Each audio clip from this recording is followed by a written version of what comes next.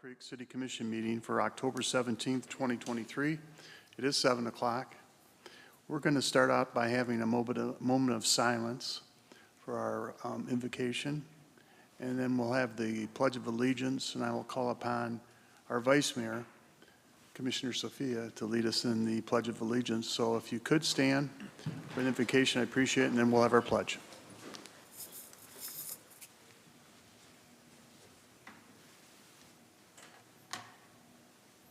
Vice Mayor Sophia. I pledge allegiance to the flag of the United States of America and to the republic for which it stands, one nation, under God, indivisible, with liberty and justice for all. Thank you very much, Vice Mayor. Maybe you snuck off. Next item on our agenda is our roll call. Madam Clerk, when you're ready. Commissioner Ballard, Present. Commissioner Lance, Commissioner Morris, Here. Commissioner O'Donnell, Here. Mayor Banky, Here. Commissioner Reynolds, Present. Commissioner Simmons, Here. Commissioner Smith, Present. and Vice Mayor Sophia. Here. Thank you. Thank you very much, everyone, for being here. I'd like to start out by calling Ariel Laws up to the podium up here in front, and we're going to have a proclamation for Lights On After School Day 2023. Thank you, Ariel. Come on up.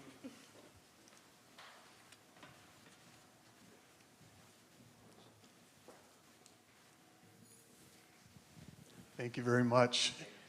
Please tell us about the program. I was intrigued when I first saw it, and I said, we'll have to call upon Ariel Laws to tell us about it.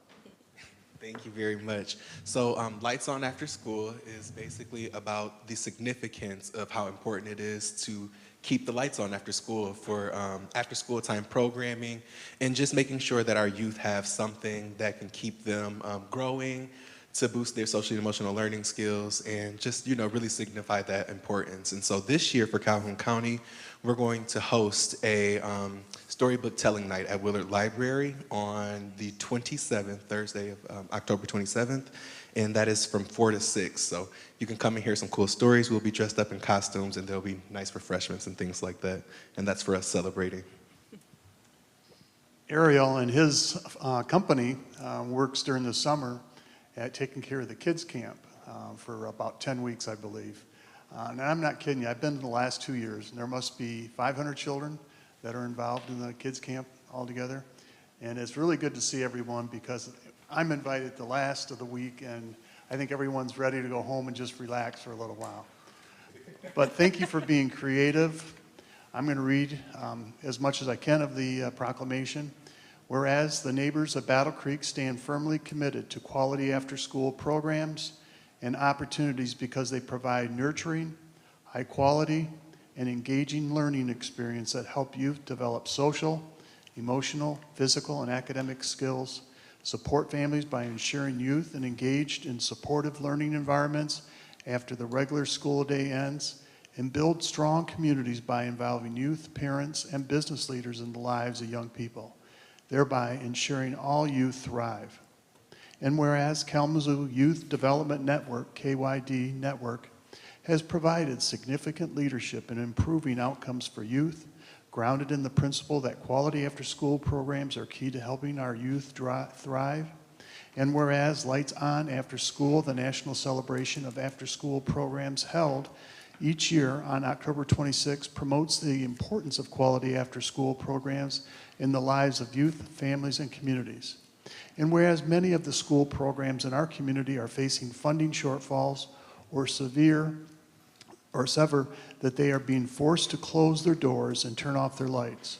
And whereas our community is committed to investing in the health and the safety of all youth people by providing expanded learning opportunities that will help ensure the youth thrive. Therefore, on behalf of the citizens of the city of Battle Creek, we do hereby proclaim Lights On After School Day and encourage our community to engage in and support innovative after-school programs and activities that ensure the lights stay on and that the doors stay open for all the youth after school. Once again, Ariel, thank you very much for bringing this to our attention. I'll mention it on Saturday on my mayor's report, and I appreciate just finding out more about what's taking place in our schools. Thank you so much. Thanks. Okay.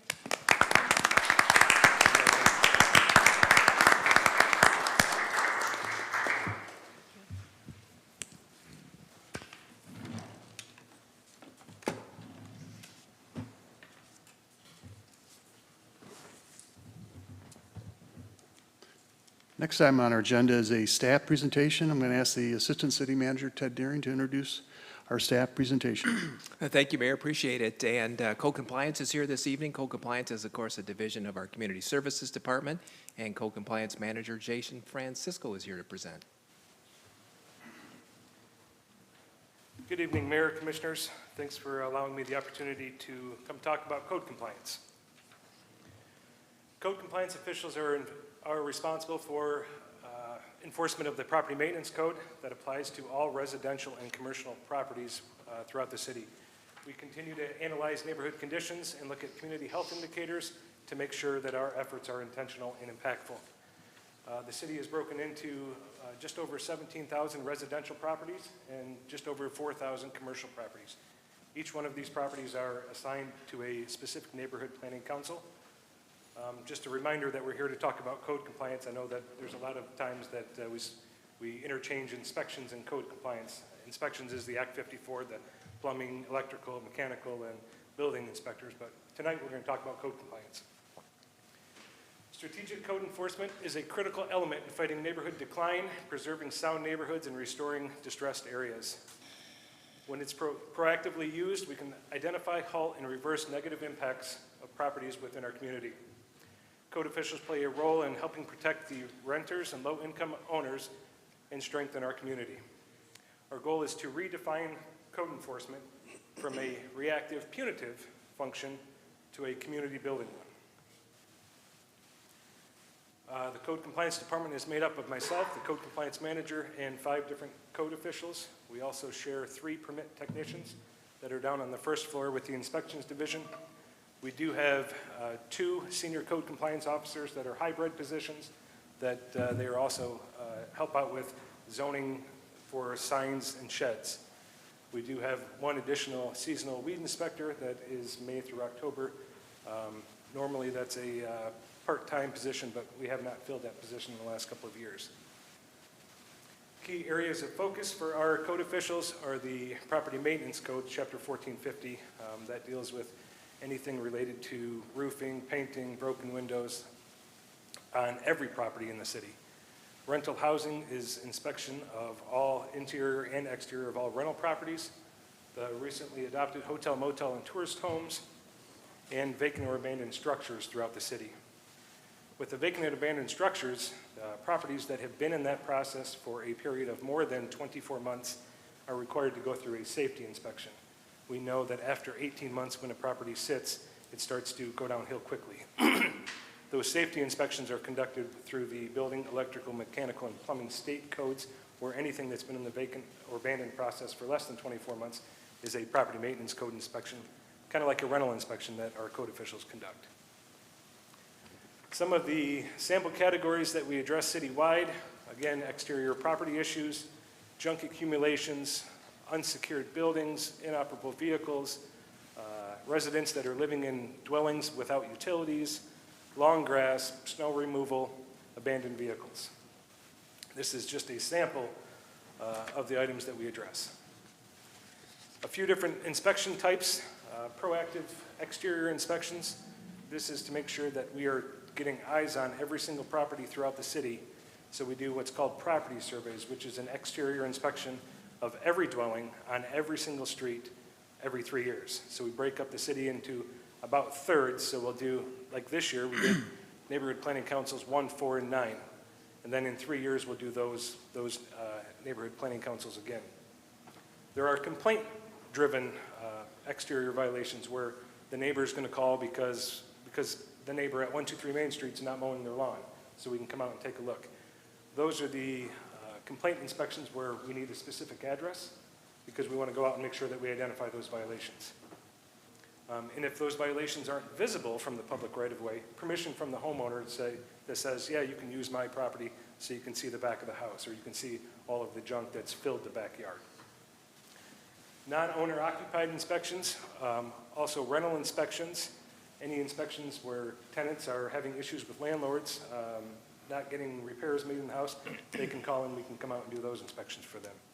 And again, the vacant and abandoned structures. So not only do we do monthly monitoring, we would also do either a property maintenance code inspection or a safety inspection to remove that out of the process and reissue the occupancy permit. Our division is also responsible for maintenance of 123 city-owned parcels. These are all just vacant lots.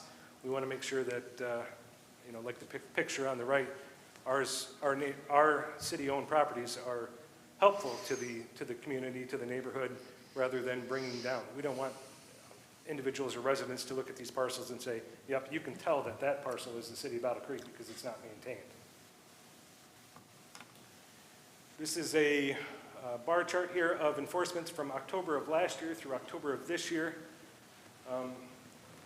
As we can see, the total number of enforcements are 7,622. These are enforcements done with 5 staff members. 3,966 of those were property surveys, which is that every third year that we go out and look at every single house on the streets. As we can see, that junk accumulation, long grass, and rental registrations were the highest for this calendar year. So these are enforcements. So put it into perspective as like a long grass enforcement. We get a call that says neighbor's not mowing their lawn at this address. We go out to that address. So now we're counting inspections. So we have initial inspection where we send a letter, we go out for compliance inspection. They haven't mowed. We're sending it out to our contractor. We go out to verify that they mowed. So any number of these enforcements could have 2, 3, 4 inspections attached to it. So that number of 7,622 can easily double or even sometimes triple depending on the compliance levels. This is a chart of enforcement by geography. As you can see, since 2021, 2022, and 23, our most code violations are identified in low to moderate income neighborhoods, neighborhood planning councils 1, 2, 3, and 4. We were happy to introduce the paint program again. This is a program that we haven't been able to offer for about the last 4 years. We partnered with the Do It Best Center, the hardware store down on Dickman Road, and we were able to offer this program again this year. This offers exterior paint to any homeowner-occupied house. All you had to do is provide some pictures, fill out the page-and-a-half application, and we were giving away free paint. I'm happy to report that those numbers at the top are no longer accurate as of today. We've actually issued 2 more vouchers today and another 20 gallons, so 53 vouchers and 382 gallons of free paint to residents. We hear about the expense, and you know everything is rising. You know the cost of everything, groceries, gas. So you have a lot of residents that say, I would love to paint my house. I love to protect it. I just can't afford it. So programs like this that allow residents to come and apply for free paint, go to the hardware store, pick up 10 gallons worth, and all we've got to do is come back out and do the compliance inspection when the house, and as you can see the house on the left, is going through the transformation of the yellow color there on the bottom. So the breakdown by NPC is on the right-hand side, in the bottom right-hand side, so that NPC 2 number was gone from 8 to 10 as of today. The enforcement notices and processes, we make sure that we've got a standard operating procedure so that way we're all doing it evenly across the board. This makes sure that staff is carrying out their jobs effectively at the same time the best interest of our residents are considered. So we're looking at junk or inoperable vehicles, that's a 10-day notice. We're not going to issue a notice that says, yep, hopefully you get rid of that junk car that's been in your front yard in 6 months. So speedy process there are 10 days. A notice to correct conditions is another 10 days. Order to repairs, something as painting, roofing, broken windows, anything like that, that's a 60-day order. Also comes with the opportunity to go in front of the Board of Appeals if they need more time. We all have circumstances that come up where money gets a little tight, or frankly, we're busy. We're running out of time. So the Board of Appeals can be a great avenue to go to get another 30 or 60 days. Of the notices that we sent out, every once in a while we do have residents that don't comply. When we have a non-compliance order, we have to issue a civil infraction citation. The pretrial hearing gets scheduled. That time frame is anywhere between 45 and 60 days. So from the time that we issue a citation, send it over to the courthouse, until it comes up on their docket, 45 to 60 days. That meeting is a meeting with our assistant city attorney, the code official, and the resident. We will establish a new compliance date, and if any fines and costs are going to be associated with that.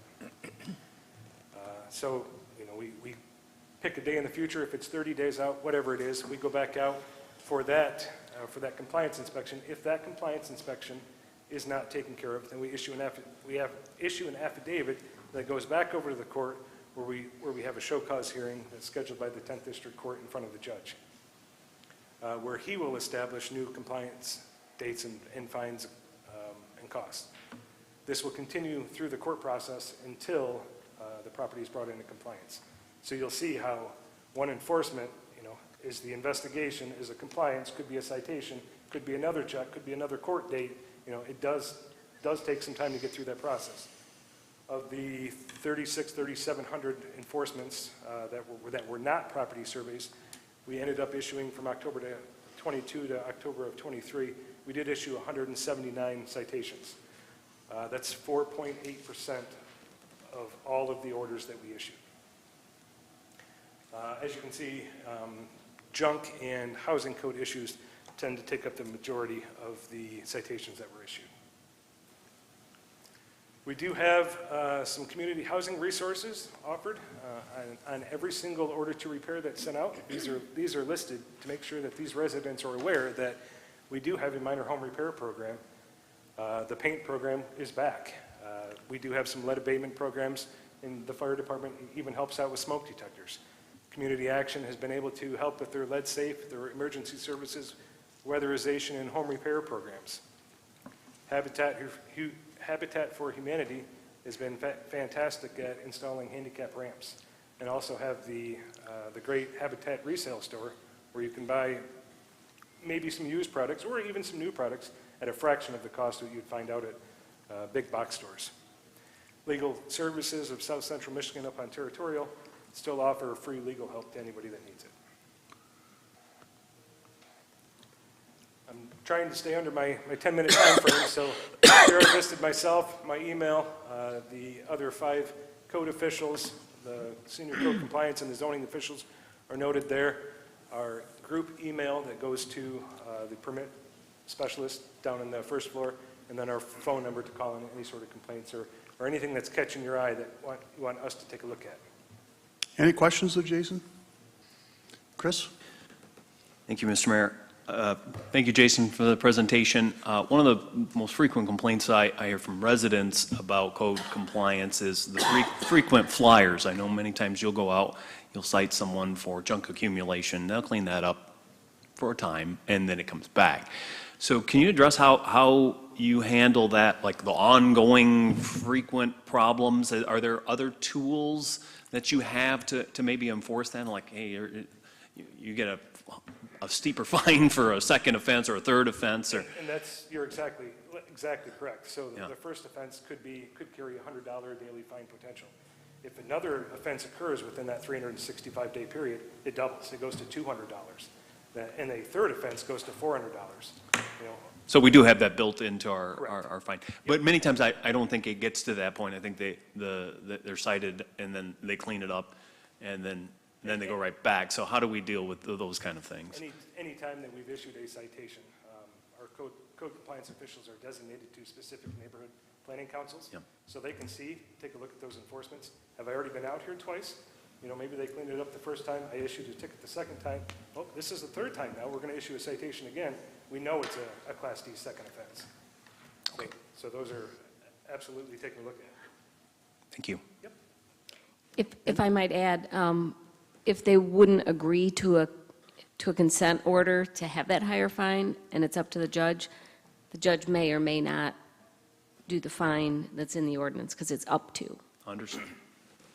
Any other questions? Commissioner Ballard. Thank you, Mayor. Thank you, Jason, for a presentation. Could you explain maybe residential, I understand. Commercial kind of just seems to sit there. And the 2 examples I'll give you is the former Restore building, which was your paint supplier, that I think I said 10 years ago that's going to come back and be in our lap, with paint and everything stored there. That's one question about what's happening with that property.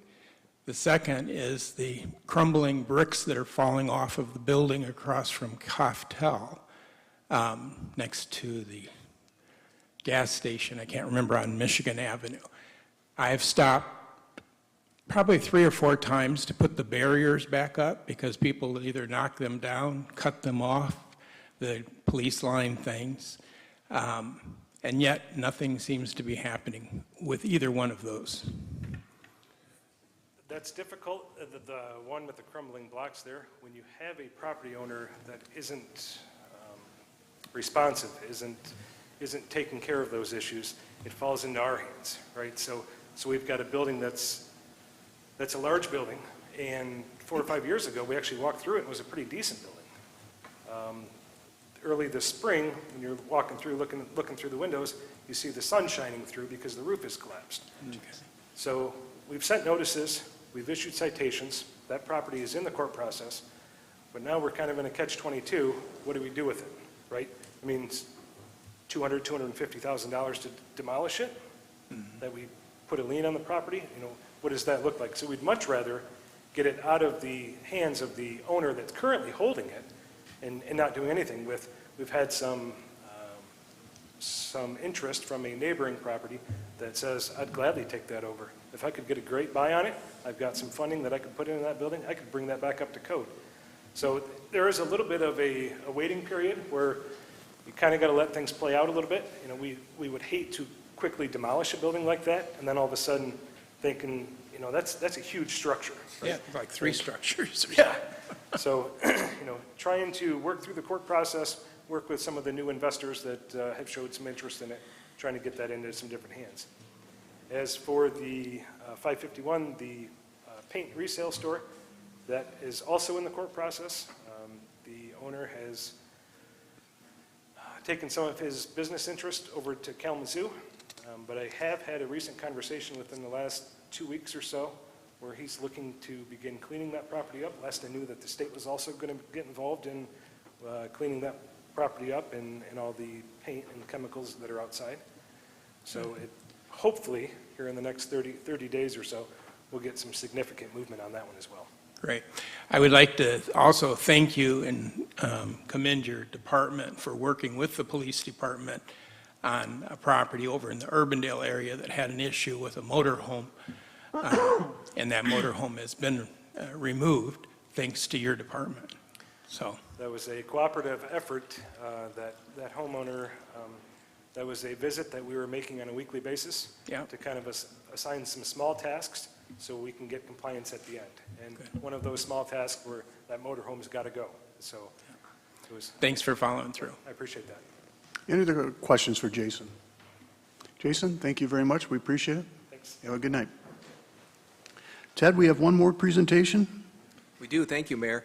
And as the commission knows, as our ARPA-funded community projects wrap up, we do ask the organization to come down and just share some of the good news or the great outcomes from their project. And Terry Knoll is here from What to Do Theater. Hello. Move this a little bit. All right. Yes, my name is Terry Knoll. I serve as the Executive Director for What to Do Theater Company, and I just want to share with you what we did with the project funding and what our theater is doing right now. So we are a theater company here in town. Primarily, we work with youth, but we do adult theater from time to time. As you know, during COVID, most of our theater revenue comes from ticket sales, donors, sponsorships, and all of that. So really, we were in a tough spot when everything shut down because, especially with audience sizes and things like that, that's what generates our revenue. So we requested funds to help with the operational side of the theater and kind of build up the programming and work towards sustainability.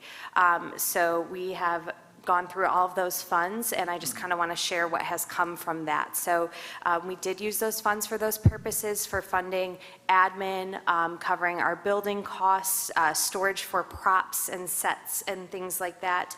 It also helped us to fund our artists when we were doing projects that we could do, so we didn't necessarily have to worry about generating revenue, but making sure that we could keep arts in the community. So we did do certain things during COVID online or had programming or worked with the schools without the financial burden of that, so we could still serve our community with that. From that, in the last year, I will say that we've grown in many partnerships. We are in pretty much every school district right now doing theatrical programming and after-school programs. We've found that it is really beneficial to have a group of artists locally that know how to work in the theater standards. My background's education, so I work with the schools on building theater programs that also help with the social emotional learning piece, a lot of the engagement pieces that kids have lost during COVID. So we've been able to go in the schools and also use part of that funding as well to kind of cover the expenses of the admin that it would take to do in that to do those services. So we worked with Fremont International Academy, Calhoun Christian, and we are starting a partnership with Harbor Creek with after-school theater programs this year. We are also doing other things like adult programming where we've been asked a lot to come to community events as a murder mystery, like providing a murder mystery. So they pay for those funds for the community, and we're paying local actors and local artists to serve in those roles. So we've been able to do that. We've had partnerships with local nonprofits as well, doing theater workshops, talking about the history of Battle Creek. We just did one with the Regional History Museum this summer, where we did a set of 3 different workshops, basically teaching kids to storytell about history here in Battle Creek. So there's a lot going on, and now we are at a point where we are actually creating sustainability, and the schools are actually funding our artists.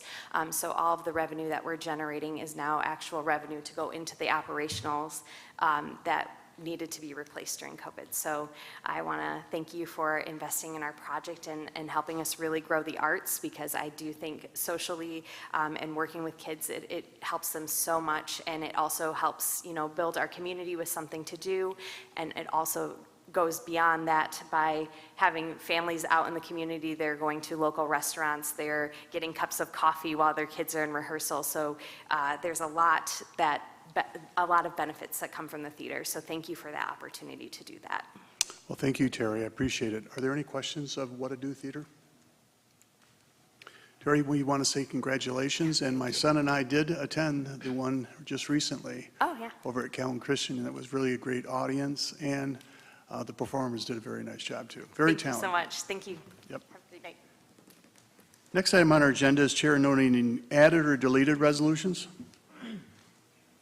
Resolution 266 was removed, and Resolution 269 was added. All right, we'll note those for the record. Next item on our agenda is petitions, communications, and reports, Madam Clerk. So a communication was received from Robert Elkert, Executive Director of the Share Center. It was related to Resolution 268, which is an option contract with Up Development for permanent supportive housing development use. And then also, we'd like to note that the report and determination of the local officers' compensation commission was included in your agenda packet. Thank you very much, Madam Clerk. You're welcome. Next item on our agenda is introduction of ordinances 14-2023. Proposed ordinance 14-2023. Madam Clerk, when you're ready. On September 6, 2022, the City Commission introduced proposed ordinance number 08-2022 and adopted it as ordinance 882.20 on September 20, 2022. This ordinance created a tax exemption with a payment in lieu of taxes for Blue Light 4 redevelopment project. An integral part of the financing for this proposed development project relied upon being granted low-income housing tax credits from the Michigan State Housing Development Authority. Unfortunately, the developer was not among the small group awarded this financing. They have put together a new plan for financing the project, which will be one project and one pilot ordinance. This ordinance, if introduced, will repeal Section 20 of Chapter 882, Real Estate Taxation, which granted a payment in lieu of taxes to Blue Light 4 redevelopment project because the proposed development plans have changed. I would like to move for the introduction of ordinance 1423. Support. Been moved and supported to approve ordinance 14-2023. Are there any public comments at this time?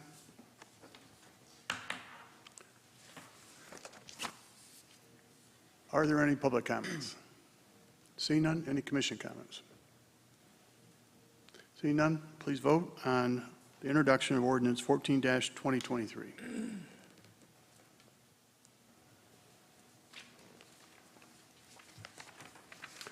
Ordinance 14-2023 has been introduced. Next item on our agenda is 15-2023, a proposed ordinance. Madam Clerk, when you're ready. On September 6, 2022, the City Commission introduced proposed ordinance 09-2022 and adopted it as ordinance 882.21 on September 20, 2022. This ordinance created a tax exemption with a payment in lieu of taxes for Blue Light 9 redevelopment project, covering 48 units of the 96-unit project. There was also a second pilot ordinance adoption in 882.20 entitled Blue Light 4 redevelopment project, covering the other 48 units of the project. Section 20 is being repealed as the developer has restructured the project such that all 96 units will be covered by this amended Section 21. This proposed development, now called Blue Light Redevelopment Project, is proposed to take place at the former Kmart site at 200 Southwest Capitol Avenue. This proposed ordinance, number 15-2023, if introduced, will amend Section 21 of Chapter 882, Real Estate Taxation, by amending the terms of the payment in lieu of taxes pilot to reflect the restructuring for the Blue Light redevelopment project. I would like to move for the introduction of ordinance 15-2023. Support. It's been moved and supported to approve proposed ordinance 15-2023. Are there any public comments at this time? Yes, sir. Good evening, Mr. Mayor and Commissioners. My name is Matt Hollander. I reside in Kalamazoo, Michigan. I am the senior developer of the Blue Light project, and I just wanted to give you some additional information on this project, catch you up a little bit. I've been working since 2018, to bring an affordable and workforce housing project to Battle Creek. We are still committed to the project. We are resubmitting to MSHDA in December, and one of the reasons for this change that we've proposed is that MSHDA has changed the rules of their program. So we are still at 96 units that we're proposing, 1, 2, and 3 bedroom apartments on the former Kmart site. 100% of those units would be below market rate. Half of those units would be low-income housing tax credit eligible units for families and households under 60% of area median income. 15 of those would be for extremely low-income households at or below $21,500 a year. And the project also is intended to include a 17,000 square foot community center with on-site licensed childcare, which is rolled into the overall development plan. It's a $33 million project currently, and if this new pilot that we have requested is adopted, we will still be making payments to the City of Battle Creek throughout the duration of our 45-year compliance period. So if we build this, it will be affordable for nearly 50 years at minimum, and we're pretty committed to keeping that going longer than that. So thank you for your consideration. Thank you for your investment in our community. Are there any other public comments at this time? Seeing no more public comments, we'll go to commission comments. Seeing no commission comments, would you please vote on the proposed ordinance 15-2023?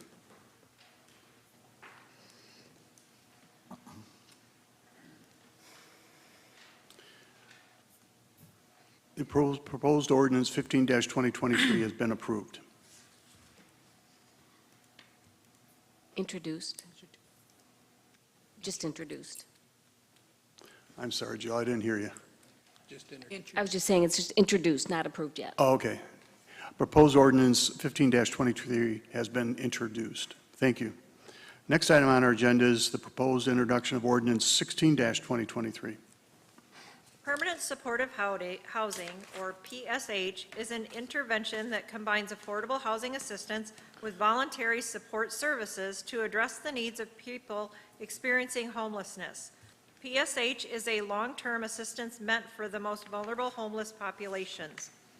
The Michigan Department of Health and Human Services Housing and Homeless Services Division administers various PSH programs throughout the state via contracts with local nonprofit organizations.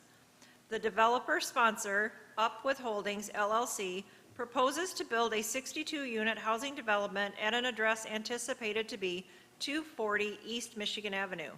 The request is for a 2% pilot, which will be for 15 years. The owners anticipate applying for the low-income housing tax credit program administered by the authority. If approved for the LIHTC, the developer anticipates beginning construction on or before July 1, 2025, and to be substantially completed by October 31, 2026. Ordinance number 60-2023, if introduced, will amend Chapter 882, Real Estate Taxation, by adding Section 22, which will grant a payment in lieu of taxes to Northern Pines Apartments. I would like to move for the introduction of ordinance 16-2023. Support. So moved and supported to introduce the proposed ordinance 16-2023. Are there any public comments at this time? Yes, sir.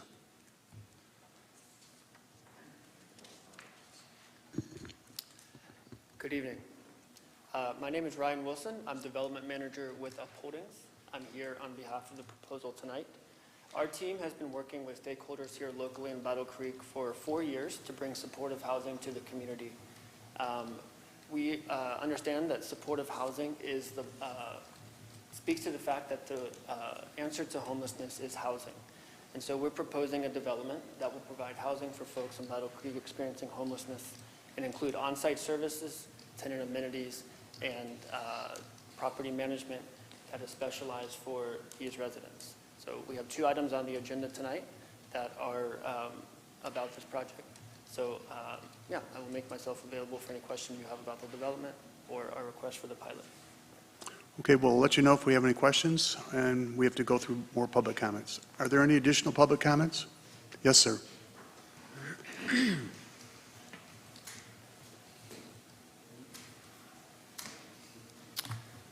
John Kennefic, 234 South Avenue.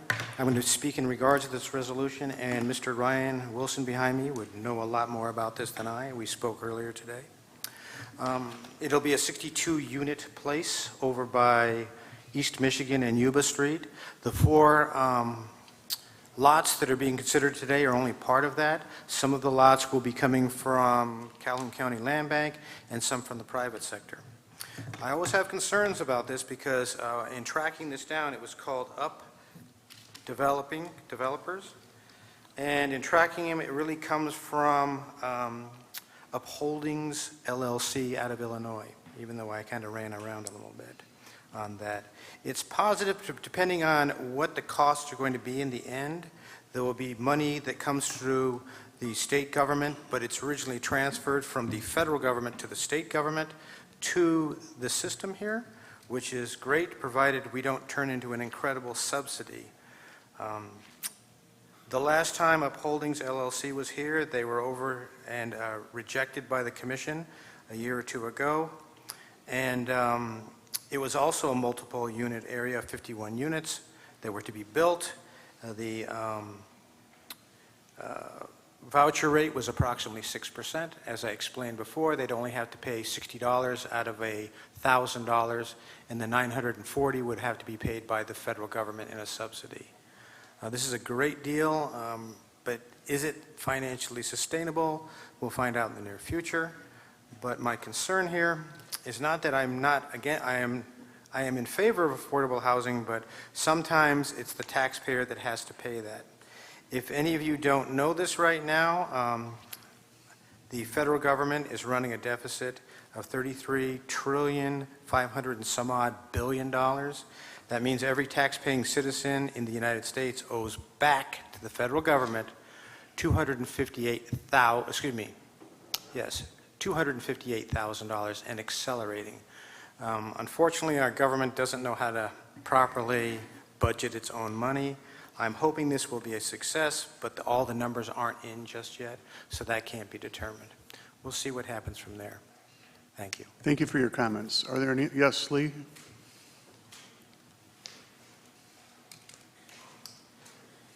Thank you, Mayor and Commissioners. My name's Lee Talmadge. I live at 812 West Highland Boulevard. I'm the Executive Director of the Battle Creek Housing Commission. I applaud your interest in learning about these housing programs. We all know the need that our community has for mixed housing.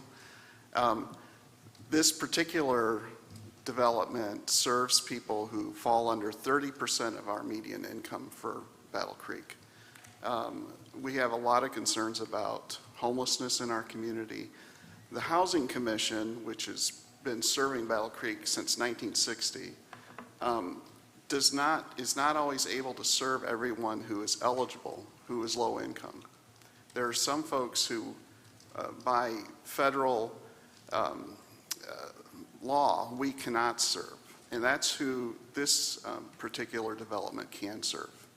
And again, it's something we've been working on for a long time here in Battle Creek, and with Upholdings, who has a true proven record across the country in making developments that are a real asset to the community around them. So again, I would encourage you to support this. Thank you.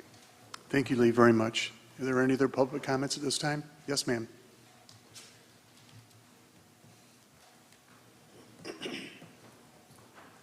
Good evening, Commissioners. My name is Whitney Wardell. I'm the President and CEO with Neighborhoods, Inc. of Battle Creek. I thank you for your time today, and I'm also here as a supporter of the Permanent Supportive Housing Project. As the HARA for Calhoun County, if you're not sure what HARA is, that is our Housing Assessment Resource Agency. We hold all of the funds for the community for rapid rehousing and homelessness prevention. By supporting this project, we will be assisting individuals who are currently experiencing homelessness that want to have a change. In partnership with Summit Point, Summit Point currently holds 14 of our permanent supportive housing vouchers. By approving this ordinance and moving forward and allowing Upholdings to develop this project, we will then be able to use those 14 vouchers to support families who are in need and allow Upholdings to, again, develop this project to support those individuals. Hopefully, with providing some more funding from the state, we can then go ahead and add more vouchers for families that are in need, and hopefully work with other developers to bring more multifamily projects to our community. So again, thank you for your time. Thank you for your comments. Are there any other public comments? Seeing none, are there any commission comments? Commissioner Ballard? Thank you, Mayor. Lee, I had a question for you. You mentioned that this is going to be able to now cover a segment of the population that we could not do before. What segment are we talking about? Lee, would you have a chance to come up here to the microphone? Yes, homeless individuals. Okay. And is this homeless individuals that we're talking about, is this maybe where the 6% comes in that they would pay versus the 30% that we keep going back and forth here at meetings? Yeah, the rent is determined by HUD. The family pays 30% of their adjusted gross income. And the difference, whether the rent is $50 or $200, the difference is paid out of the Housing Commission's Housing Choice Voucher Program. The nice thing about this is that this will give us an opportunity to utilize more Housing Choice Voucher funding that we have not been able to utilize here in Battle Creek because we don't have enough landlords available to us. And that's why if we can support developers who have chosen, in this case with 100% of their units, or in the case of maybe Hollander Group, enough for them to be able to put in a mixed income development.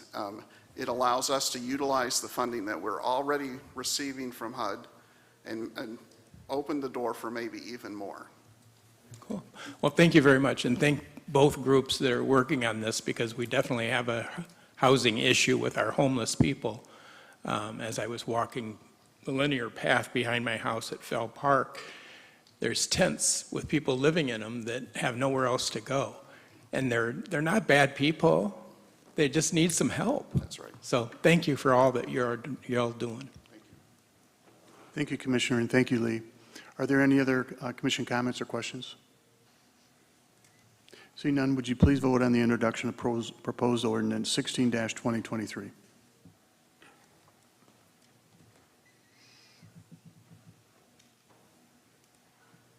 The introduction of proposed ordinance 16-2023 has been approved, and I'd like to reiterate what Commissioner Ballard said. I'd like to reiterate what Commissioner Ballard said about the Battle Creek Housing Commission upholdings, Neighbors Incorporated. We appreciate the collaboration that took place just to get this to our desk. All right. We okay now? Okay. Next item on our agenda is the adoption of ordinance, ordinance 258, resolution 10-2023. The City of Battle Creek was a leader in drafting and adopting regulations allowing for medical marijuana facilities in the city. As time passes, court decisions are issued, and we see other municipalities enacting similar legislation. We are able to find areas where we can improve our processes. This proposed ordinance, number 10-2023, seeks to revise sections 3A, 4A, and H, 6A and D, and 11D of Chapter 833 of City Ordinances, Medical Marijuana Facilities. I would like to move for the adoption of ordinance 258. Support. It's been moved and supported to adopt ordinance 10-2023. Are there any public comments at this time? Yes, David. David Moore.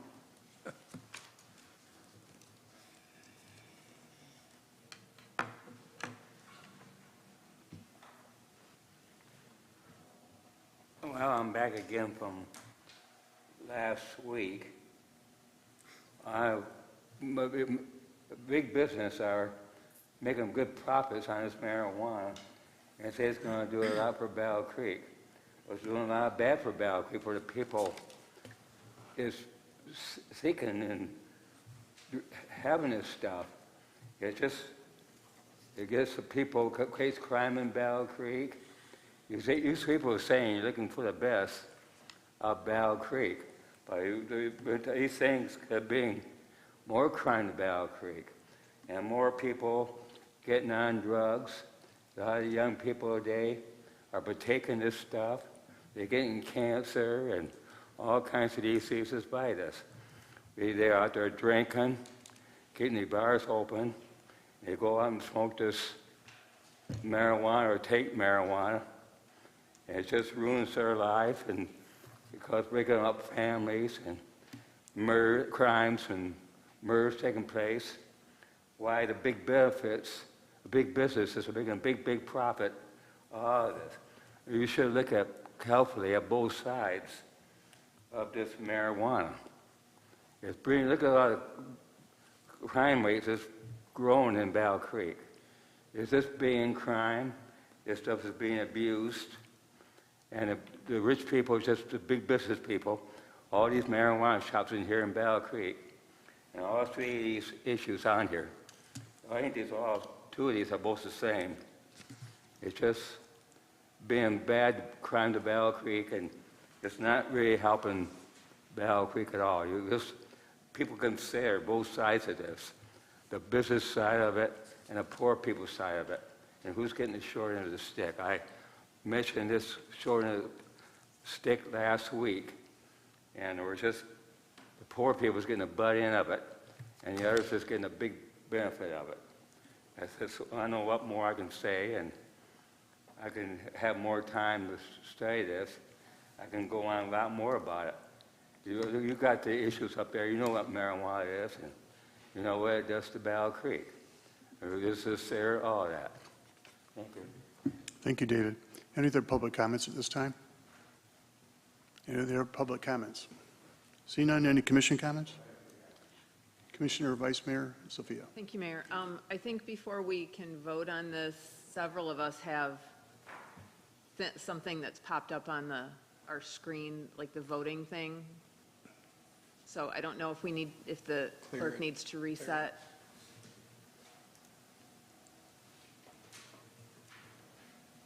It just jumped up earlier than normal.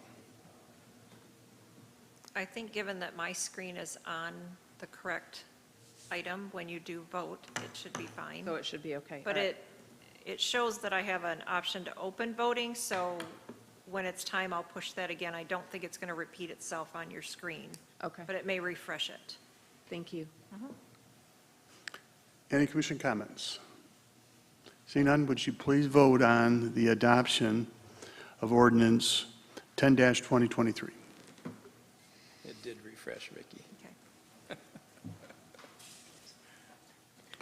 Ordinance 10-2023 has been adopted. Next item on our agenda is the adoption of resolution ordinance 11-2023. Is that correct? Is that number correct? Yes. Okay.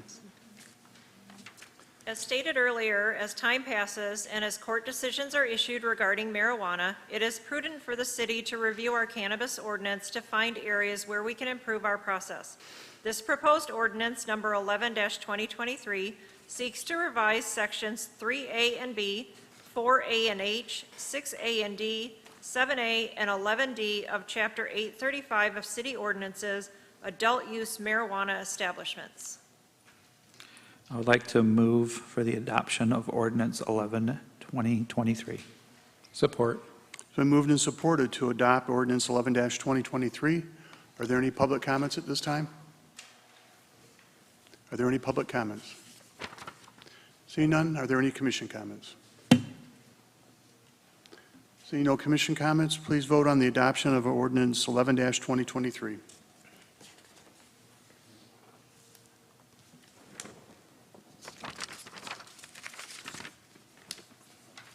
The adoption of ordinance 11-2023 has been approved.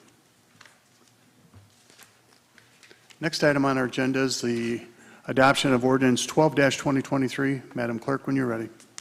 As staff uses the existing zoning code while working with residents, developers, and city management, various sections of the code have been identified as being unclear, unnecessary, overly restrictive, or warranted consideration for change for other reasons. The intent of these amendments is to correct and clarify language in the code and remove overly restrictive language relating to residential and commercial uses. This proposed ordinance, number 12-2023, is seeking to amend the zoning code of the City of Battle Creek. I would like to move for the adoption of ordinance 12-2023. Support. It's moved and supported to adopt ordinance 12-2023. Are there any public comments at this time? Do we have any public comments? Seeing none, are there any commission comments? Seeing no commission comments, would you please vote on the adoption of ordinance 12-2023?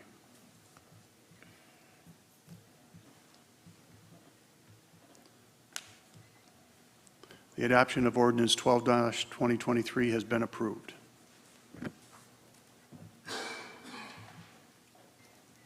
Next item on our agenda is the adoption of ordinance 13-2023. Madam Clerk, when you're ready. The City of Battle Creek has been approached by Upholdings LLC out of Lincolnwood, Illinois, with interest in establishing a permanent supportive housing development within the city.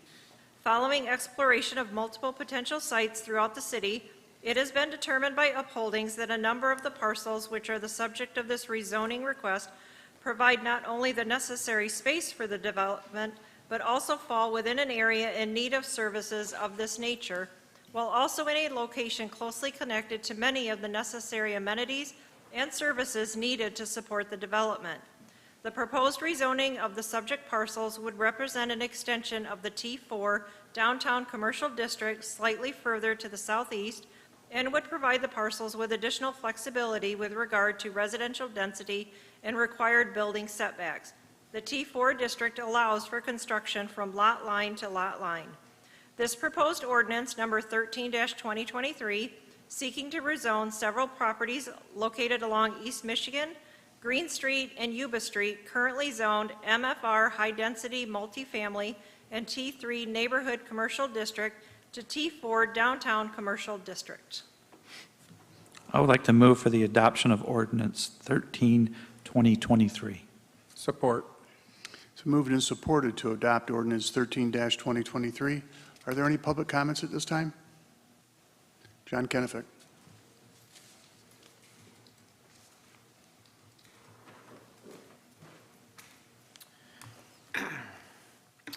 Thank you very much. John Kennefic, 234 South Avenue.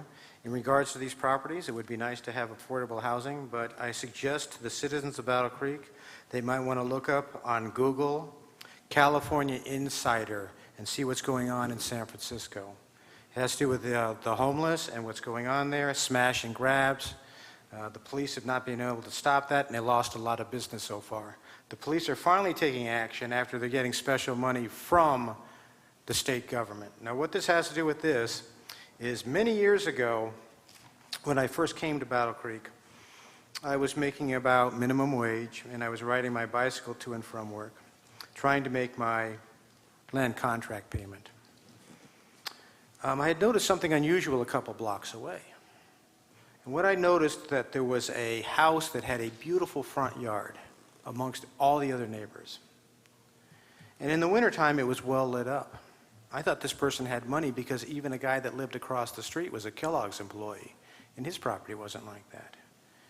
So while I'm struggling to make my payments, that particular house was on assistance. I was paying for their heat, their taxes, their payments, and things of that nature. That is just one consideration. It was also taken into consideration that people would come from other states to come to Michigan because of their lax and lenient ability to pay for people that were disadvantaged.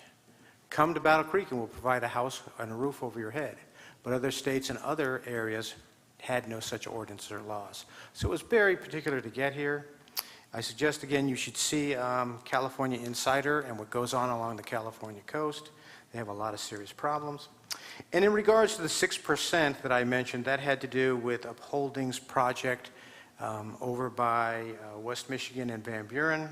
That information about the 6% voucher was provided to me by the assistant city manager at the time, Ted Deering. He can challenge that and say maybe he didn't say it at that time, but we had a long conversation about that about a year or so ago. I'm not have a problem or concern with affordable housing, but there's also a cost that the taxpayers have to pay, and that cost is an extra burden against the taxpayers. It's great to be generous. If you guys want to put your own money in, that's fine. I suggest that you pay for it, and maybe we'll be able to survive financially for the people that are also financially struggling to make their payments that aren't getting this. Thank you. Are there any other public comments at this time? Seeing no more public comments, any commission comments? Commissioner Jake Smith. Thank you, Mr. Mayor. So you guys know me and how skeptical I've been of certain tax policy maneuvers in the past, the type of distortion they create in the market. I would like to thank Ted for spending some time with me on this one, and we went through, looked over the controls on this, the landscape, and I'm happy to support it tonight. I think it meets all the criteria we're looking for to make sure that we're not only spending this in the right area, but we're spending it efficiently to get folks the wraparound services they need. So that's all. Thank you, Mr. Mayor. Thank you, Commissioner. Any other commission comments at this time? Yes, I too will continue to say that Battle Creek is a very pilot-friendly community. If you look at some of the housing developments that have been developed in the last 20 to 25 years, a lot of them are pilot-friendly. And it's created good housing for our community. You take the youth building, you take community hospital, you take the Riverside Drive project, they're all pilot projects. So we want to say thank you to Ted Deering, who worked overtime on this one, I believe, and once again to Upholdings, Neighbors Incorporated, and the Battle Creek Housing Commission. It was a cultural change to really get to where we are today. So thank you. Are we prepared to vote? Would you please vote on the adoption of Ordinance 13-2023?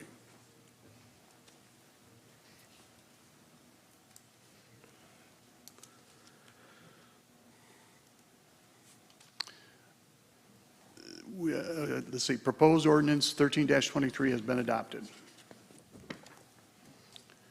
Next item on our agenda is public comment regarding consent agenda and resolutions not on the consent agenda.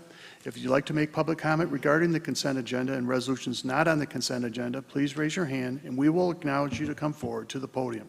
You'll have 3 minutes to make your comments. Please state your name and address before making your comment and indicate which resolution you are speaking to. Are there any public comments at this time? Are there any public? Yes, John Kennefic.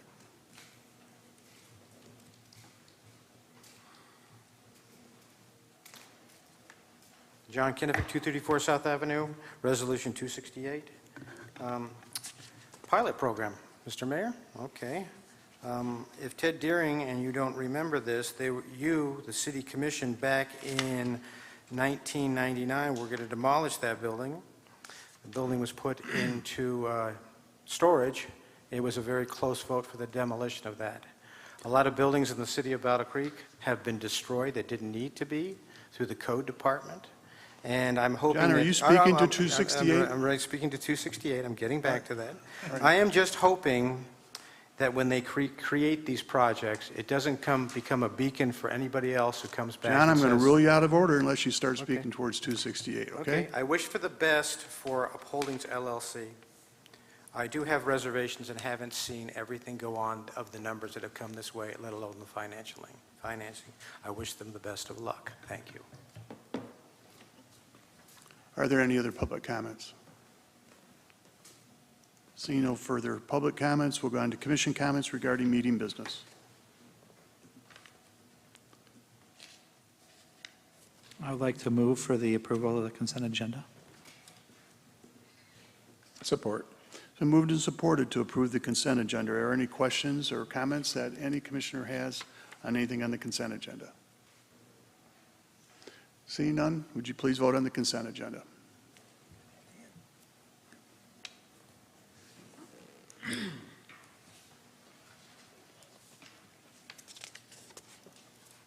The consent agenda has been approved.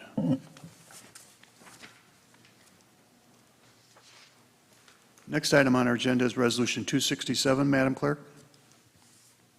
A solicitation was issued May 19, 2023 for sealed bids for the replacement of the existing diesel-powered standby generator for the Air Traffic Control Tower, ATCT, with a new natural gas-powered standby generator. The project will also include installation of natural gas line to the new generator, including utility coordination, the replacement of automatic transfer switches, and other electrical work as required for the new generator. This resolution, if approved, accepts the lowest responsible bid for the air traffic control tower generator project from Motor Shop Electrical Construction Company in a not-to-exceed amount of $377,250. The city manager or her designee is also authorized to approve change orders up to 10% in aggregate for city-initiated and pre-approved changes for unknown conditions that might be encountered during installation. I would like to move for the approval of Resolution 267. Support. It's been moved and supported to approve Resolution 267. Are there any comments or questions or clarifications by the commission? Seeing none, would you please vote on Resolution 267?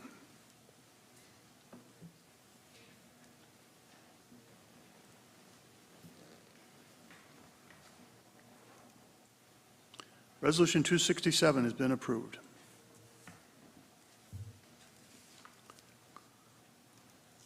Next item on our agenda is Resolution 268, Madam Clerk. The city owns 4 parcels in the 200 block of East Michigan that have been vacant and unused for a number of years. The proposed purchaser, Up Development LLC, has proposed a permanent supportive housing, PSH, development for these parcels, combined with several other contiguous parcels to be purchased from other owners to collectively contain the PSH development to be known as Northern Pines Apartments. This resolution, if approved, authorizes the city manager to enter into an option contract with Up Development LLC for the sale of vacant land on East Michigan Avenue, parcels number 0890-00-004-0, number 0890-00-011-0, number 0890-00-012-0, as well as parcel number 0890-0001-0 on the corner of East Michigan Avenue and Yuba Street for permanent supportive housing development use. I would like to move for the adoption of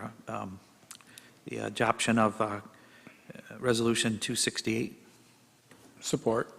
Been moved and supported to approve Resolution 268. Are there any comments by the commission? Seeing none, would you please vote on Resolution 268?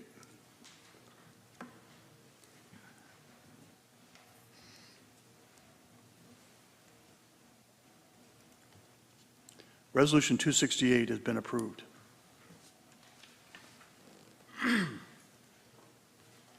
Next item on our agenda is Resolution 269. Madam Clerk. The city is seeking to enter into a contract with MDOT in anticipation of the city, as sponsor, receiving a grant from the United States Department of Transportation, Federal Aviation Administration, under the Federal Infrastructure Investment and Jobs Act of 2021, referred to as the Bipartisan Infrastructure Law. The grant will allow the replacement of the existing diesel-powered standby generator for the air traffic control tower with a new natural gas-powered standby generator. The grant covers 100% of the project cost. If approved, this resolution authorizes the city manager to execute the attached MDOT sponsor contract number 2023-0735 to replace the air traffic control tower generator at the Battle Creek Executive Airport.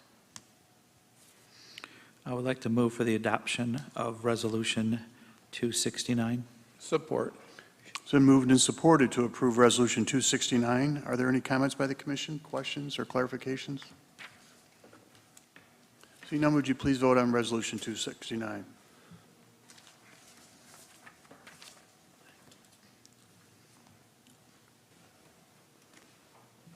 Resolution 269 has been approved. Next item on our agenda is general public comment. If you'd like to make general public comment regarding matters over which the City Commission has control, please raise your hand and wait for us to acknowledge you, and then come forward to the podium. You'll have 3 minutes to make your comment. Please state your name and address prior to beginning your comment. David Moore and the lady next to David Moore. Thank you.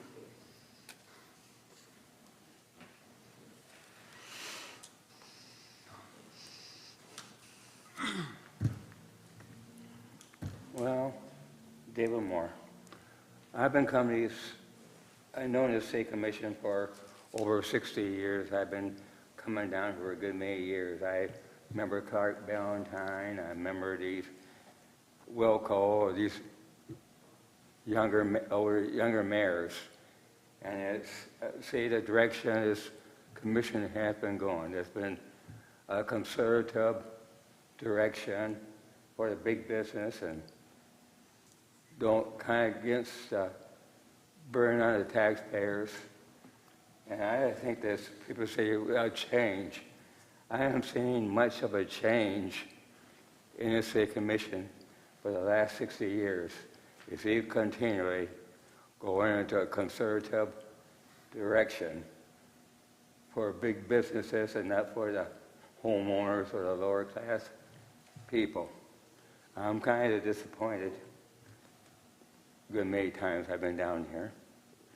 And people say you changed through the years, but it hasn't. It's just, I can remember way back, these city commissions back 60 years. And people haven't changed very much or any different from what you were. Thank you. Thank you for your comment. Yes, ma'am. Tanya Warren, 103 South 26th Street. I'd like to address this ongoing issue of we've got homeless and drugs going on across the street from me, and that's across from School Street and 26th Street, the Prairie View Elementary School grounds. And I'm right across from this patch of trees that this has been ongoing. And it scares me every night when I go to bed and I look out that window, and I've asked for help. I've gone to the school.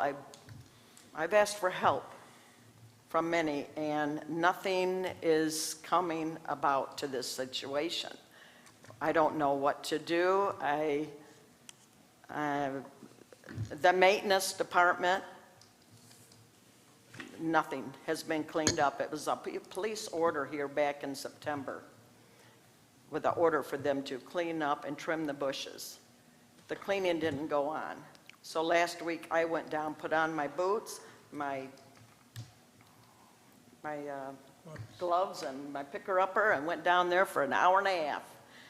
Down in there and picked up 3 bags. And I've got pictures of all that was in this patch of woods. And what I'm asking is, and I took that up to the school. I dragged all this garbage. As I was going, I was picking up the garbage, and even in their parking lot. And I just feel like, what is this coming to? It's the welfare of our children. This environment is, and I'm doing all I can do, but I'm speaking out for all my neighbors too. So it's like I'm here, and I'm hoping this can be resolved. I don't know what else to, how, if you don't have a maintenance helping you out, is it me?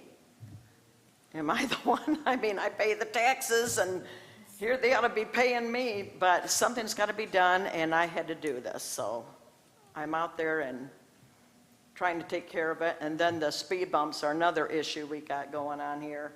I mean, past the school, it's like 60, 70 miles an hour. I mean, they're flying to get their kids off to school, and I'll see them not even stop at the four-way of Iroquois and 26th Street. I mean, I walk my dogs 3 times a day in this neighborhood, and I shouldn't have to be scared of, I'm scared of the people around that's making this all disrupt our community. So, Thank you very much, Tanya. As you know, I've been out there several times. I'm going to ask our city manager to respond to you in writing and try to get a resolve. And may I say one? Well, unfortunately, the timer is done. If I allow you to go, there'll be several people that will want extended time. I'm sorry. Are there any other public comments at this time? Yes, John?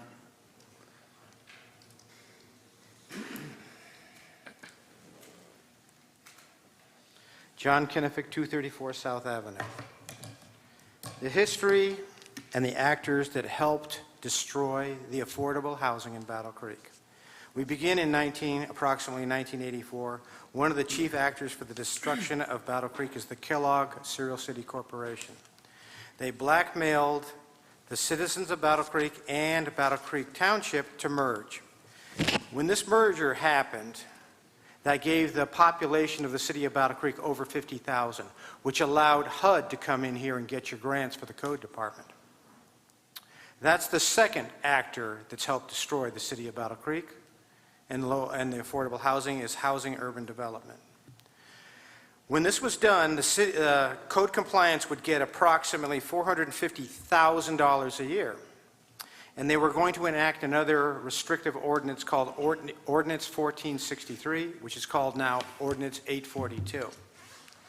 When this was being proposed, the mayor of Battle Creek asked the head of the inspection division, Kim Tuck, how long it would be able to do this ordinance, which is called house by house and block by block.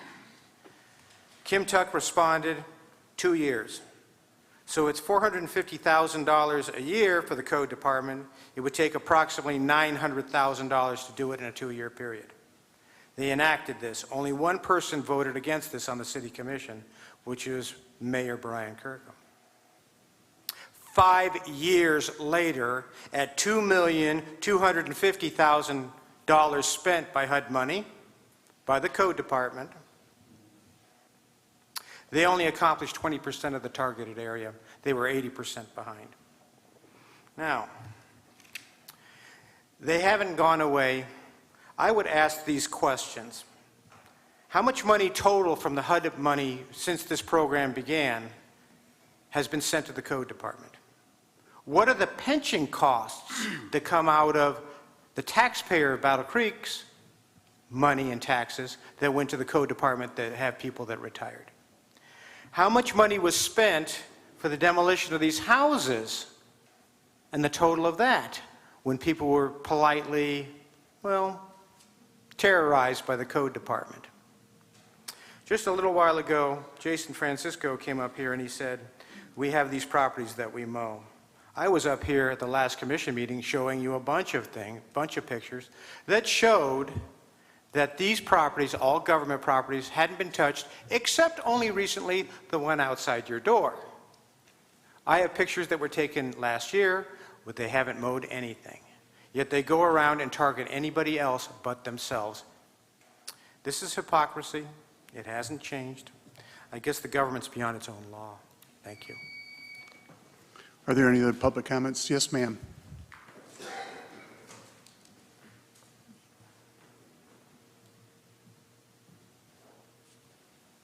Good evening. My name is Sunita Virgil. I'm at 53 Sanderson Street. And I just wanted to thank you all for approving what you did tonight as related to the upholdings development. As a community citizen and a taxpayer, I am in support of the permanent supportive housing, and I think our community could benefit greatly from that project. That's all. Thank you, ma'am. Thank you very much. Yes, ma'am.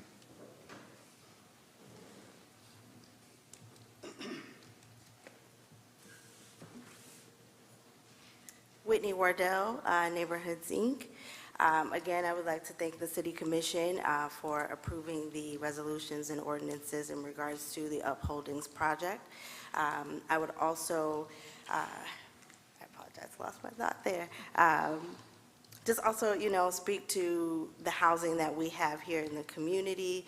And again, and encourage you, if you have questions in regards to the upholdings project, feel free to come and see myself, our different partners. I can't necessarily speak for Lee, but going to speak for Lee here for a second. Feel free to talk to Lee Talmadge as well. Summit Point, again, we are here to provide a service to a community that definitely needs it. I appreciate the city for being heavy on the pilot side. If you all were not aware, Neighborhoods, Inc. was awarded a $500,000 pilot program from MSHDA to help in shelter diversion. This was only awarded to 6 counties in the entire state, and we were lucky enough to be one of those recipients. I would also like to add to the record for our code compliance manager, Jason Francisco, I would like to add, if possible, Neighborhoods, Inc. to his resource list, as we do have multiple programs that we are currently offering for home rehabilitation.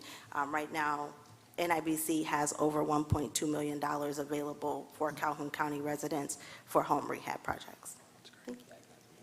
Thank you very much for your kindness and comments, Whitney. Are there any other public comments at this time? Hearing none, are there any commission comments? Commissioner Chris Simmons. Thank you, Mr. Mayor. I want to speak to a resolution that was actually pulled from our agenda this evening, and that was originally on our consent agenda, Resolution 266. I'll just refresh our memories here. I think it was over the summer, Commissioner Smith, and I commend him for bringing this to my attention originally, about the Transportation Authority of Calhoun County potentially being formed. And it wasn't an issue that was on my radar, because I think several of us, we have 4 newer commissioners that just came on in this term, and this was something that was kind of set in motion in the previous term before us. And so there were a lot of questions at that point. And we paused. I think we actually put a resolution on to decline entering into that, and that was kind of the only way for us to get that conversation going. Ultimately, it was reworked, and the City of Battle Creek was granted 2 seats on the Transportation Authority Board to, I think, better represent the size of our population and our contribution to that endeavor. I think also at that meeting at that time, and when we approved ultimately the moving forward and opting in as a city to the Transportation Authority of Calhoun County, that we made it clear to staff that we wanted to be involved in the process. And after the county initiated here a month ago the Transportation Authority, all of the entities within the county, all the municipalities were given the option to opt in or out. We had already opted in. I had a meeting with the city manager last Monday, our monthly meeting, and I was wondering what was going on because I hadn't heard much of an update. And as of a week ago yesterday, that 30-day window hadn't even closed yet. And I said, okay, that it closes to, I think it was Monday or Tuesday of last week. What are our steps forward? I'm genuinely interested as a policy-making body for the city of Battle Creek, what our steps forward were. And the city manager explained to me, well, we'll find out which municipalities opted in or opted out, and ultimately, and I haven't seen this covered anywhere, of 4 cities within the county opted in: City of Battle Creek, City of Springfield, Albion, and Marshall, and no other entity opted in. No other township, charter township, or rural township. That creates some issues. I had a conversation this past week with a Penfield Township trustee, and I said, do you realize you opting out is going to potentially cut your service to Independentville Township? And we do run the bus into Emmett Township as well on a couple of routes, the Beckley Road corridor to Walmart and Meyer, and out to Firekeepers Casino.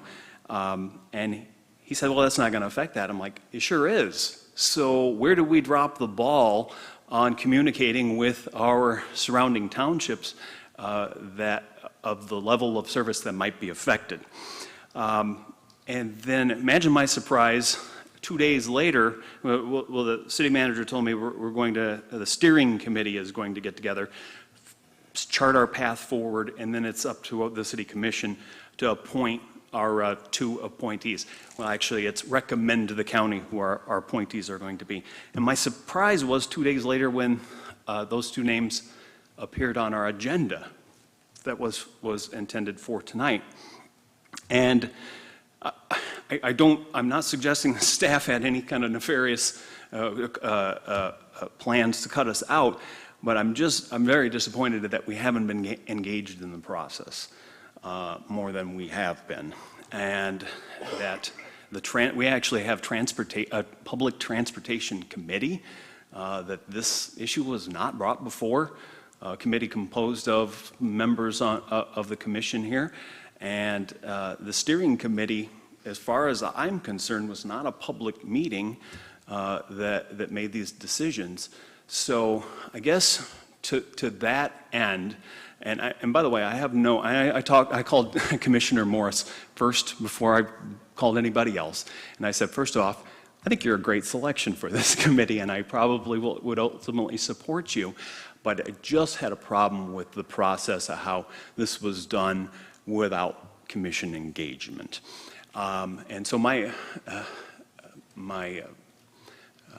thought was to pull this item off the agenda, so give us some more time to discuss. Well, staff wound up pulling it anyway and delaying this until our next meeting, which would be the first meeting in November on November 7th. It's 3 weeks away, which is great. It gives us 3 weeks to have some more communication. It's my understanding, and I'm not sure if this is part of the bylaws of the Transportation Committee, that our 2 appointees are one a city commissioner and another a citizen representative. So maybe staff can clarify that. But as far as the citizen representative, as far as I'm aware, there was no public engagement given an opportunity for citizens to say, hey, I'm interested. And I've talked to 2 citizens who've said, I would be very interested in serving on that board. One of which I know has a very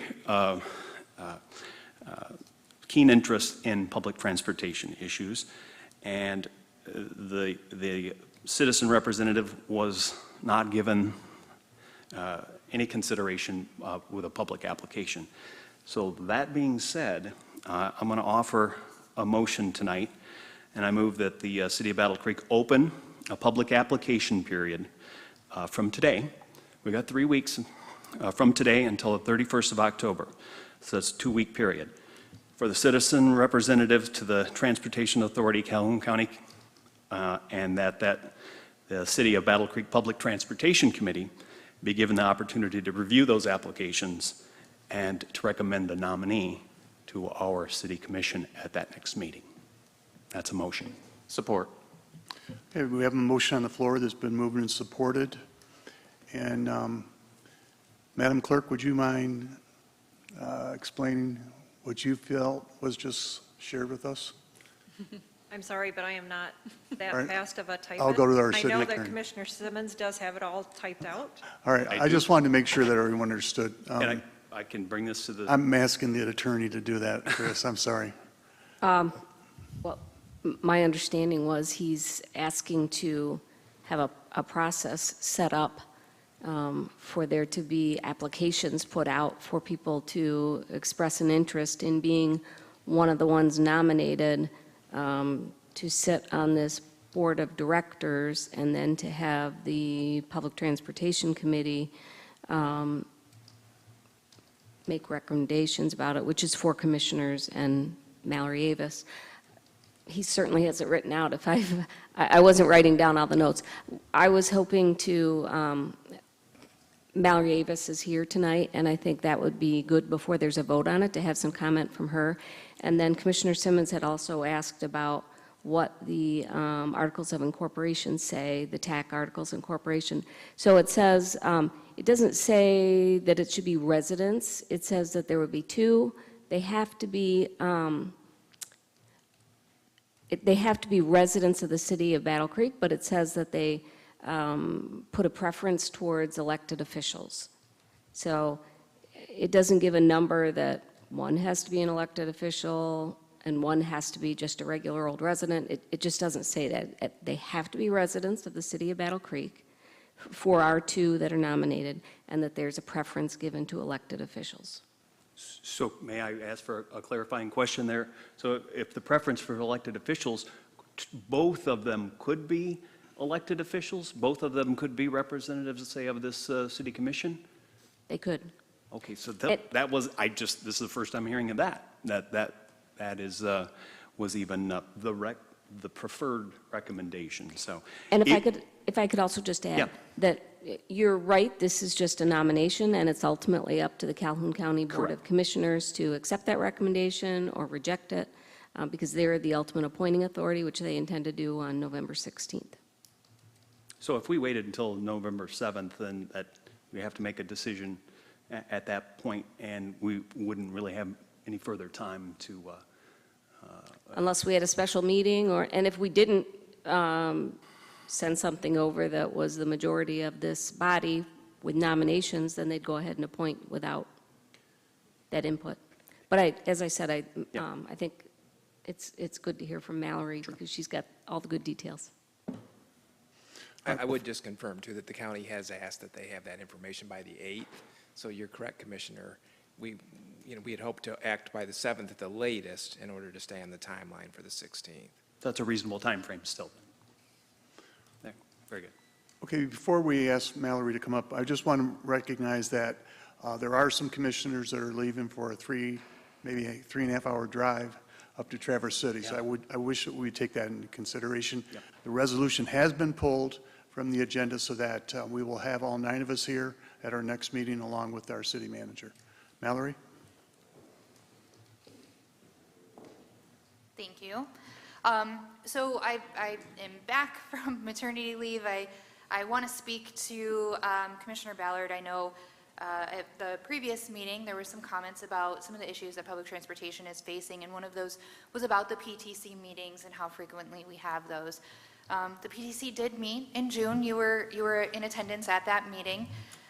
We haven't had a meeting since then. Primarily, I was off on maternity leave, and then we haven't had an organized reason to meet for the moment. This is a great reason for us to meet. I want to encourage you to think about our representation on the board and how that not only represents our community, but also the users of the public transportation system, and that the people we put forward before the board reflects the people who can help build the system from the ground up. Great. This timeline is also incredibly important, as our deadline for federal funding for fiscal year 25 ends February 1st. So this board needs to be appointed and convene to be able to begin that application process, approve budgets, approve service levels, things like that. At the PTC meeting, I know Commissioner Smith, you weren't able to attend that meeting, but we talked about what this means, what the board would look like, what authority the board has, all of the kind of the information that you're talking about or feeling left out of.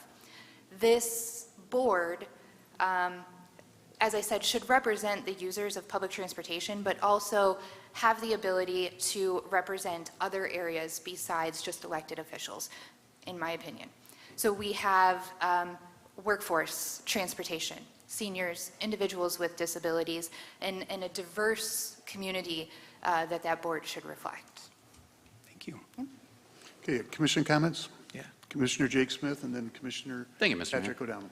I know I caught a lot of grief for this for my initial skepticism of the TAC, and that was, I feel like what we've arrived at now is a product of those concerns. We've already gone from a countywide transportation system now with every village and township opting out to basically a corridor transportation authority from '94, and it just emphasizes enough how important it is to get this right, because even at the beginning when we only had one representative on the board, and I'm happy with the articles as they stand now with our 2 members on the board, I should reiterate that. I think we arrived at a good place with the articles. But however, I think our 40% so funding figure that I threw out initially, the city of Battle Creek funding about 40% of this, considering every township and village has opted out, that only is probably increased. So it is more critical than ever, because the result, what's going to end up happening at the end of all this is going to be a millage request.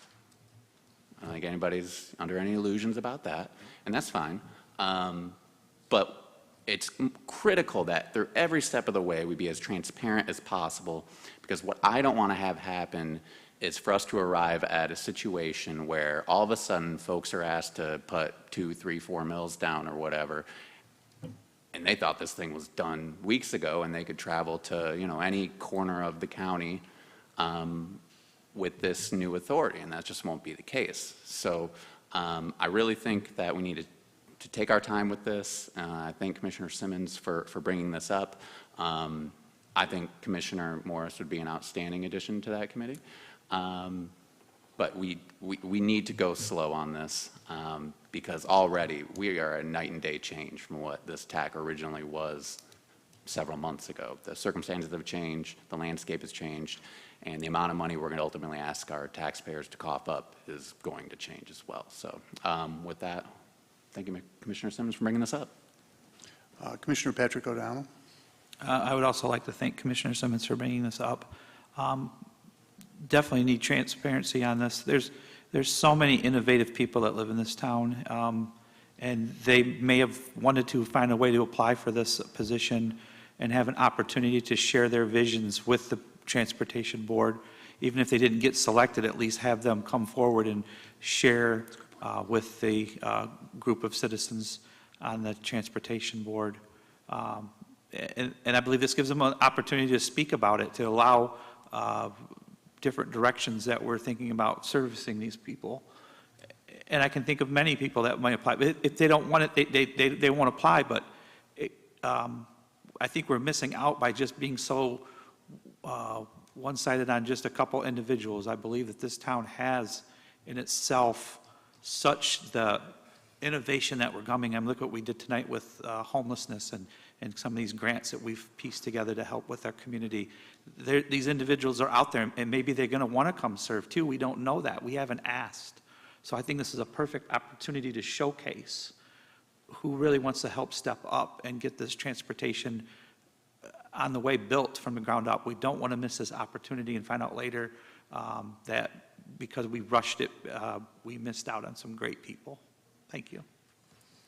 Any other commission comments? Vice Mayor? Thank you, Mayor. So I appreciate Commissioner Simmons bringing this to initiating this conversation. With regard to the other entities that have opted out, it is not our position to tell them what they're missing out on. I mean, those are questions that I ask, and if that trustee had an interest they could have asked that very question. I have no problem with saying, okay, if someone has an interest, contact the city manager's office or having some sort of an application process. I would be opposed to having the committee, a separate committee, select the nominees that we're putting forward to the county. We have a process in place, and I don't want to see us start piecemealing and saying, these recommendations for this committee are going to be handled this way, but these recommendations for these other committees are going to be handled in a different manner. I want some consistency.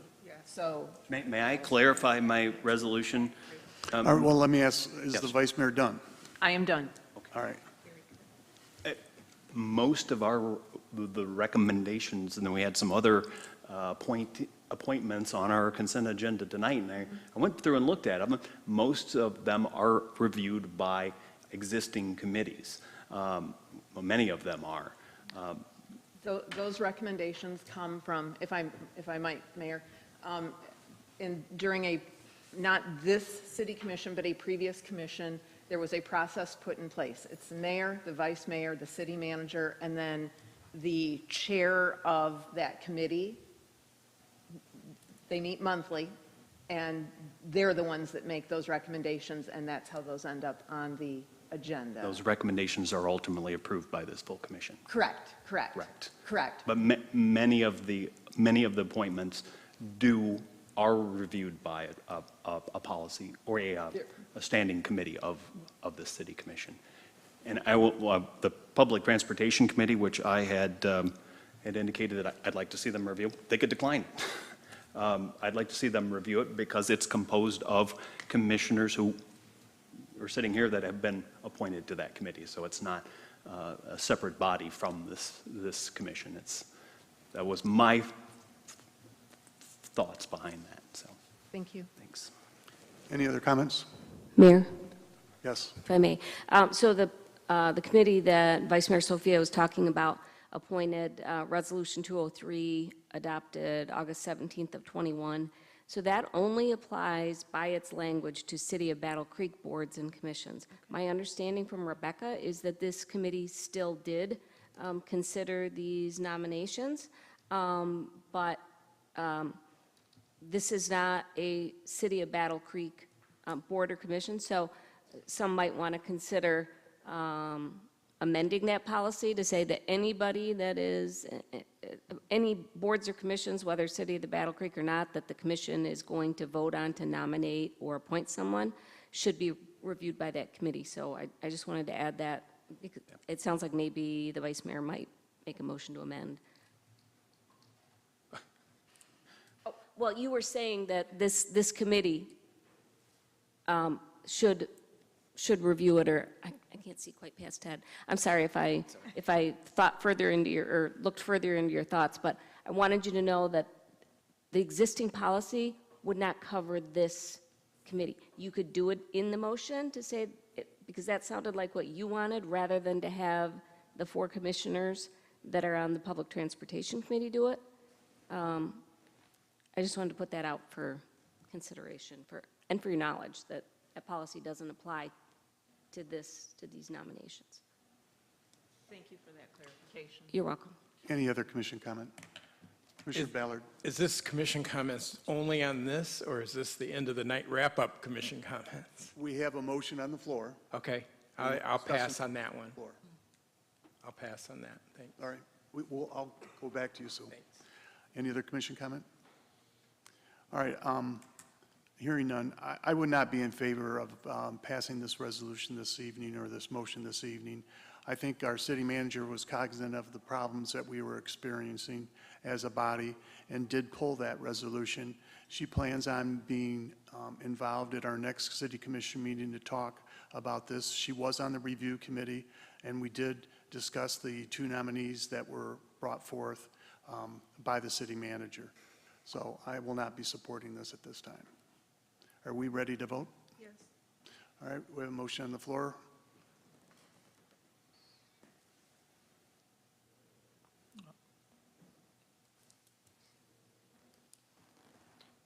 refresh. There we go.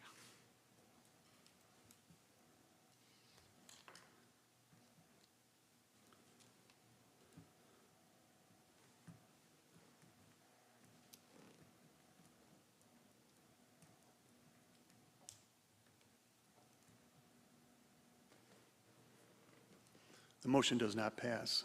Now we're going to go to Commissioner Ballard with further public comment. Yeah, I just wanted to make another comment in regards to the trash that's around the city, and I thank Tanya for coming up and talking, and I hope that we are able to get the police department with the speeding in a school district that she's talking about, the code people that may have something to do with the debris, and hopefully the school board is listening tonight, and that the school board instructs the principal from that school to have their maintenance people go out and pick up these debris, because Tanya has even expressed that there is needles in there. She should not be out there doing that. This is a city responsibility between the three departments that we have, and we need to start communicating together and get what she needs done. Thank you. Thank you, Commissioner. Any other commission comments right now? Commissioner Patrick O'Donnell. I'd like to thank my fellow commissioners and city staff for coming forward with our housing that we voted on tonight. It's very important that we start somewhere. As I've said many times, there's really three things in the community that's really needed to start showing growth. And it's hard because no one ever can come up with which one should be first. You just need to step up, and it's housing, education, and employment. And I'm just happy that we all came together tonight and found some unique ways to getting more housing in this area to show how inviting we are. And one other thing, out at our airport that we are getting the generator fixed at, there will be some college aviation going on for WMU this week, I think Thursday. So if you get a chance to go out there and see that program out there, I really recommend it. There's some really great student aviation going on out there. So thank you. Any other commission comment? Seeing none, meeting's adjourned. Thank you very much for being here.